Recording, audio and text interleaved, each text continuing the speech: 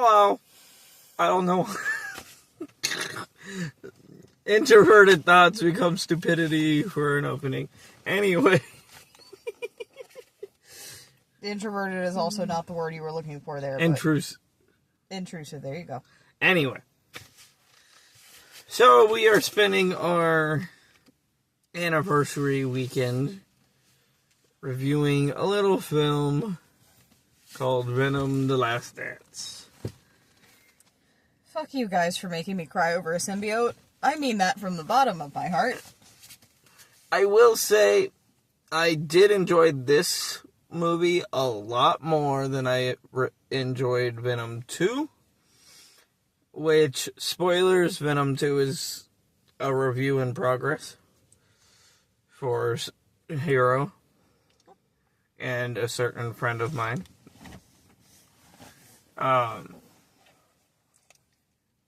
But that's mainly because I feel like they fucked up Carnage as a character, but we're not reviewing Venom 2 right now, babe. Get to the point.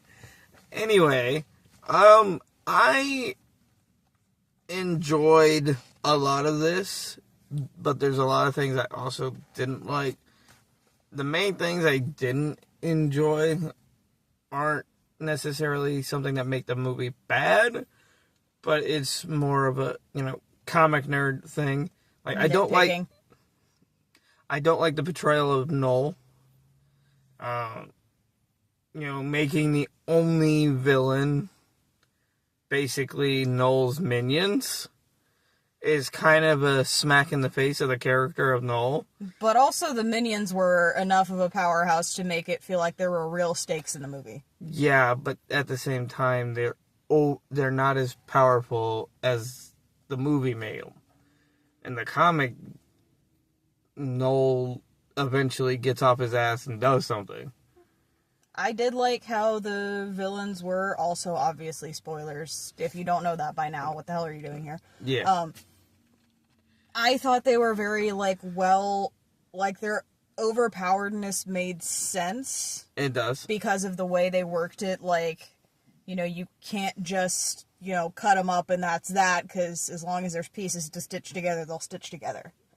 Especially because this is Marvel we're talking about, and that's and nothing stays dead. Which fucking superhero did I just describe? I feel like there's at least 8 of them. No one stays dead in Marvel or DC. Except Uncle Ben. Or Thomas and Martha. Yep. Martha! Sorry. Never seen that movie. Never gonna see that movie. You can't fucking make me. You've seen it with me. When Batman I reviewed versus it. Superman? Yeah, when no, I fell asleep. Oh. I have seen 2 minutes of that movie, and I took a nap. I refused. Anyway. Yeah, there's a lot of time where I go to review something, and they're just like, nope, not watching it. Nap time. Madam Web's... Madam Web is... The first time I ever fell asleep in a theater. Yeah, we've already done the movie corner, but there's a Hero episode coming out next month. A lot of these episodes that are coming out were supposed to be done in October, but between starting a brand new job, my scare acting job, and trying to get all the peanut weed stuff together. As usual, capitalism ruins everything. It's not even capitalism, it's just pure exhaustion. Yeah, the 2 jobs thing is kind of capitalism ruining everything, but that's beside the point. Either way, I've just... Ditto for my reviews, honestly. Why did I decide to start that right before the busiest month of the year for me? I don't know, because I'm a fucking idiot. I mean, you said it. It was your idea, so what does that say about you?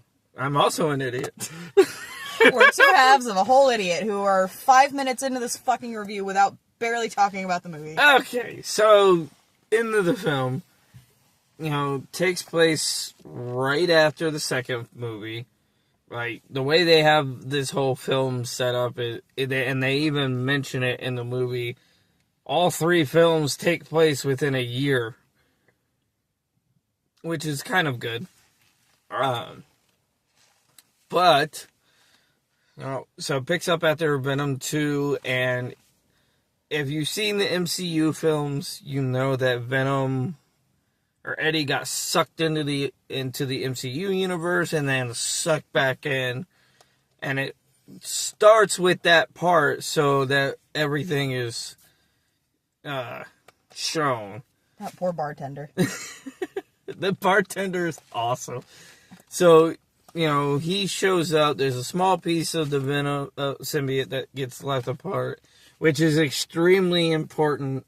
If you haven't seen the movie yet, watch the end credits. I'm not spoiling that. I will say there were definitely some people in our theater who didn't seem to get it, but they were also like 15, so I can't imagine they were paying that much attention. Yeah. So, while Eddie is trying to get back in there, Mulligan from Venom 2, the Inspector, at the end of Venom 2, he gets possessed by Carnage during the end credits. Mm-hmm. And he's not a good match, so he ends up slowly dying. But a military... It doesn't say who they are, just another... They're in Area 51, so fill in your favorite conspiracy theory Men in Black scenario. Basically, they take his body, they find him another symbiote that actually, bonds with him normally. And this one's kind of cool because when he's transformed... Because none of the symbiotes in this movie are actually characters, they're just run-of-the-mill default. Some of them have designs based off some others, but that's neither here nor there. But his design I kind of liked because he kind of looked like a snake person. Yeah, that was fucking awesome. I like the design. I'm not big on snakes, but I love the design of basically, not giving him legs. He literally looks like a snake person, which was kind of cool. But he warns the military base about, Null, who, for those who don't know him comic-wise, he is the creator of the symbiotes and is a huge part of King in Black storyline and the symbiote war. Sorry, nerd rant again. Which, by the way, is important for Spider-Man 4, so we'll look into that. So, Null basically wants the codex that is inside of Venom, which is basically a key... What are you looking up? Don't worry about it. I'm looking up things about the actors. It's what I always do. There is so basically Venom because he died in the first movie, Venom and Eddie are carrying a codex that is basically the key to unlocking Null from his prison. He has to get that codex from Venom, but the catch is if either Venom or Eddie dies, so does the codex. So they're basically trying to run from this government stuff while also not actually using their powers because the villains find them through basically codex radar. Yeah, the xenophages can only find the codex when they're fully transformed. So naturally, when they fucking run into Mrs. Chen in Vegas... Oh my god, I don't know. Venom has to transform to dance. Why to of all... ABBA. I don't... I've said this before, and my mom hates me for this, but I cannot stand ABBA's music. I hate you a little bit for that, too. Well, we're married, so you have to deal with it. Fucking rude. You see what I live with. I can't stand ABBA. I feel like it's because of how much my mom played it growing up. Probably, but guess who just condemned herself to ABBA on the ride home?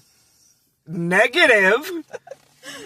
Anyway, continue. No, we're finishing Distractable. No.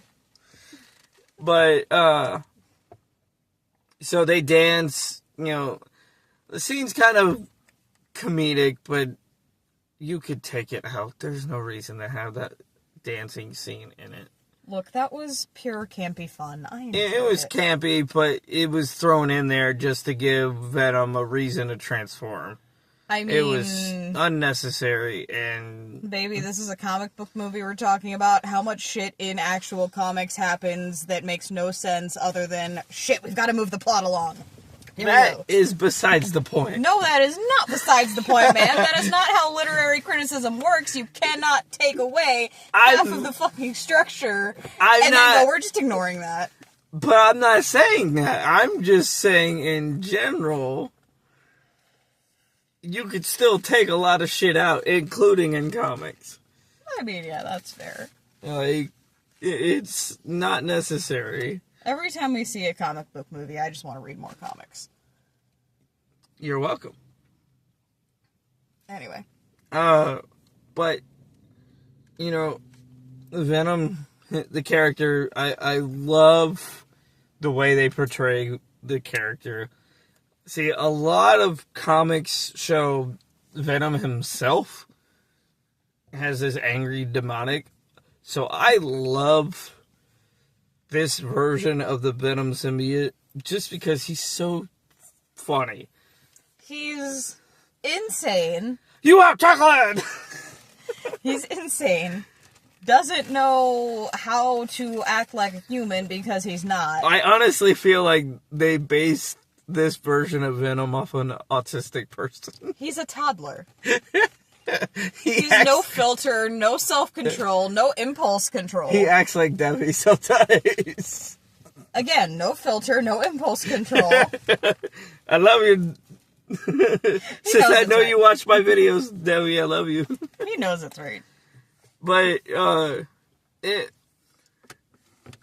I love the aspect of, this is supposed to be the end of the trilogy, so, spoilers. Venom sacrifices himself at the end of the movie, and then, Eddie can finally live his life, which it doesn't make sense to me, because the whole point of their symbiosis is that Eddie has cancer, so without Venom, he will die. Aren't you thinking of Deadpool? No. When the hell did that come up? Not in the movies. In the comics, he slowly develops cancer. Okay, well, you can't fucking pull that in here unless the movies did that. I know, that's why it bugs me that they didn't include it into the movie. Yeah, no, they just killed him by stabbing him through the heart. It's much more efficient. I guess, it's just... And then they were held together by the power of friendship. That was the symbiosis. This is My Little Pony rules here now, ma'am. Duct tape and symbiotes.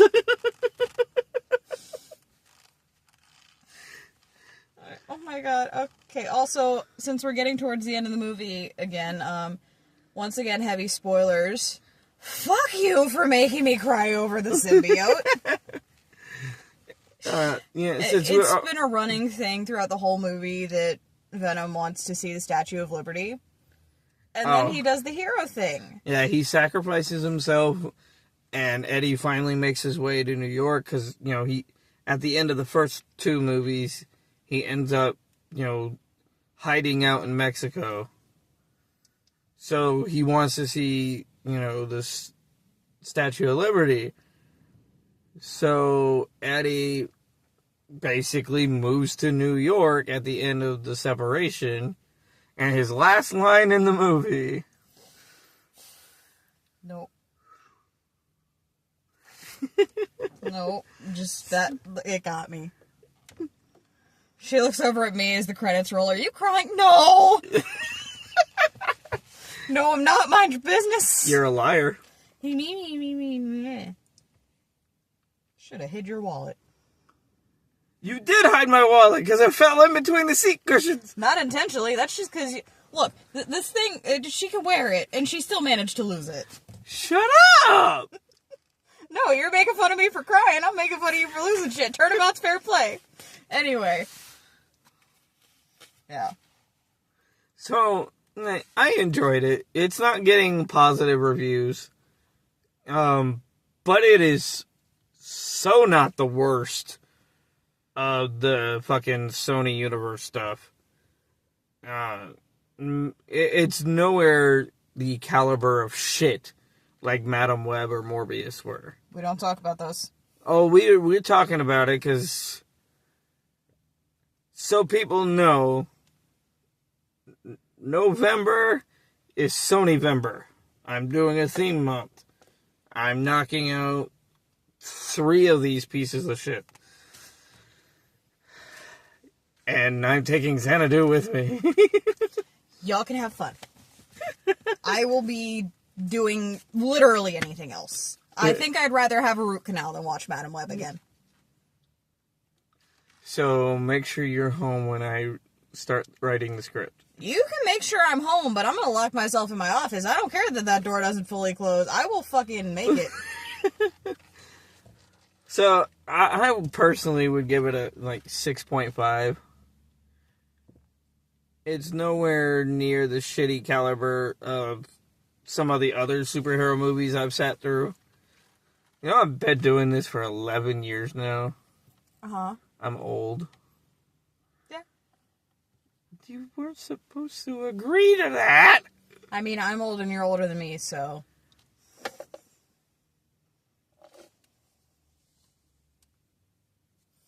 Okay, come on.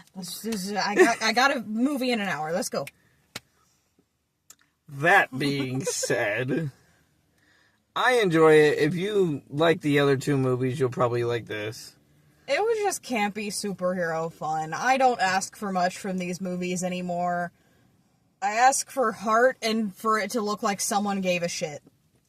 And I feel like because Tom Hardy wrote the script. See, that's why Venom and Deadpool tend to consistently be some of the best movies, because the people making them really want to be there. And they really care. Yeah. And even if they're given bad scripts, they still make it fun. I still don't believe that they like Carnage at all, but that's a discussion for a future video. That being said, go see it. Thank you for watching. And I don't have an outro for this, so I don't even know what I'm doing. Bye.